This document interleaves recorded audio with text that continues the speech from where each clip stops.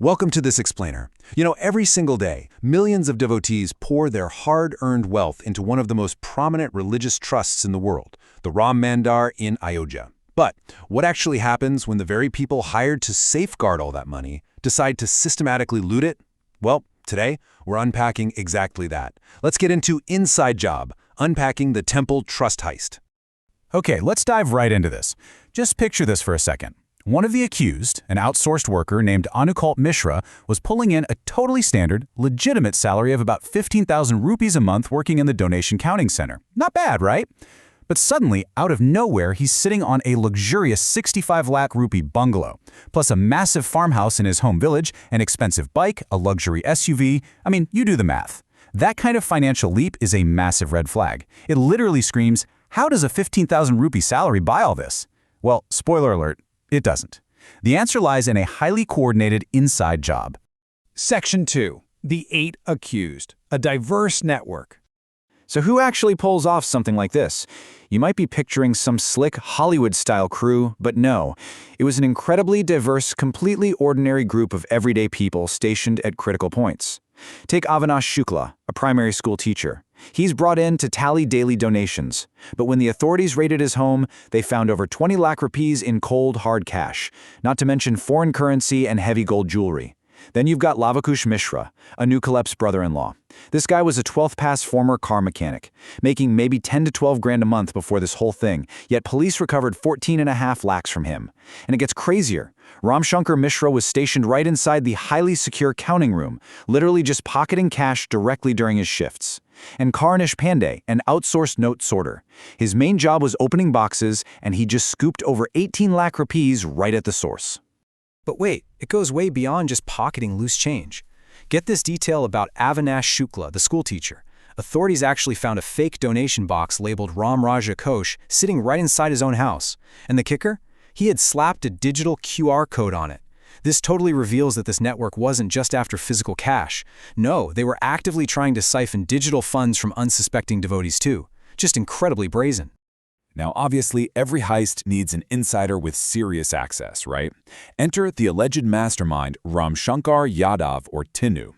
So Tinu actually started out as a personal driver for the trust's general secretary. Over time, he worked his way up, built a ton of trust, and started managing temple administration and VIPs. But he completely abused that trust. As the key holder, Tinu illegally held on to the keys for the counting room and the main donation boxes, which basically handed the network a free pass to execute these nighttime breaches. He even managed to slide his own nephew, Manish Kumar Yadav, onto the counting team. Authorities are actually tearing through Tinu's WhatsApp chats right now to figure out exactly how he orchestrated the whole shebang.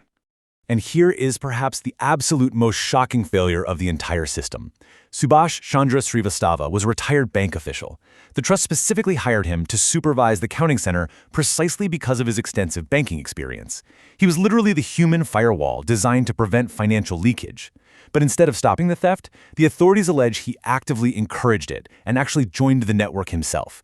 I mean, when the guy guarding the vault is in on the heist, the whole security apparatus just totally crumbles. So how do they actually pull it off? Section 3. The modus operandi. Bypassing the system. Okay, so we know who they were, but how do you actually bypass the CCTV cameras, the guards, and the auditors day after day? Well, they use two main methods. First up, the physical approach. Step 1. The human shield. These guys had perfectly mapped out the blind spots of the CCTV cameras in the counting room. So one worker would casually just stand directly in front of the camera, completely blocking its line of sight. Step 2. Extraction. While the camera is blind, a partner quickly swipes bundles of cash from the pile. Step 3. Concealment. They obviously couldn't just walk out the front door right away, right? So they temporarily stash the cash inside their clothes or in nearby toilets, just waiting for the perfect moment to safely smuggle it home. Pretty low tech, but highly effective. Now, their second method was a whole lot more sophisticated. It was basically a genius accounting exploit. Instead of just swiping loose cash, they manipulated the banking deposits themselves. Here's how. Step 1. Bundle stuffing. They would secretly slip extra 500 rupee notes into standard already counted bundles. Step 2. The blind vouchers. See, the official accounting vouchers were generated based strictly on the total number of bundles, Nobody was actually verifying the individual note count inside those bundles at this stage. Then, step 3, transit skimming. While the cash was physically being transported to the bank, the thieves just casually extracted those extra, unrecorded notes. And here's why this is so wild. To any auditor looking at the books, everything looked absolutely perfect. The amount of money deposited at the bank matched the official voucher amount to the very last rupee. Flawless paperwork. But in reality, those extra stuffed notes had already been successfully siphoned straight into their pockets. The books were perfectly balanced, but the trust was literally being drained dry right under their noses. Section 4. The uncovering, catching the network. So with insiders controlling the cameras and an absolutely foolproof accounting trick, how on earth did they finally get caught? Well, it actually started with a statistical glitch. Historically, an average donation box yielded around 6 to 7 lakh rupees. Trust officials didn't notice the overall amount dropping too much at first, but they did spot a really weird trend. There was a sudden massive drop specifically in the volume of 500 rupee note bundles compared to historical averages. Because the thieves were heavily targeting those 500 rupee notes to make their bundle stuffing trick work, they accidentally skewed the data. And that tiny discrepancy? That was the exact thread the authorities needed to start pulling. Realizing there was an internal leak but having absolutely no idea who they could trust, the authorities made a drastic countermove. They secretly installed hidden cameras straight into the counting room. The thieves, completely relying on their old knowledge of the camera blind spots, just went about their daily business, and boom. The hidden cameras caught the whole thing, the human shield trick, the extractions, the concealments, all in real time. It gave them the undeniable, absolute visual evidence that blew the case wide open. Which brings us to where we are right now. All 8 accused, from the primary school teacher and the mechanic to the masterminds and the bank official, have been arrested and are currently sitting in jail. The Uttar Pradesh police are actively freezing their bank accounts and moving to seize all those illicit assets, the luxury SUVs, the farmhouses, to claw back the public's funds. But honestly, beyond just the arrests, this case really highlights a massive, glaring vulnerability. There is an absolute urgent need for upgraded, tech-based continuous transparency right inside the counting process itself. And that leaves us with a really vital question to think about.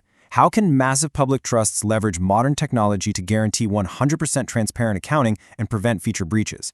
I mean, when a system relies entirely on human trust, as we've clearly seen here today, it can be compromised from the inside out. As these institutions manage millions and millions in public donations, integrating fail-safes that completely remove human error and, let's be real, human temptation isn't just an option anymore. It's an absolute necessity. So how would you design a completely leak-proof system? Thank you so much for joining me on this explainer today. Keep questioning the systems around you, and I'll catch you on the next one.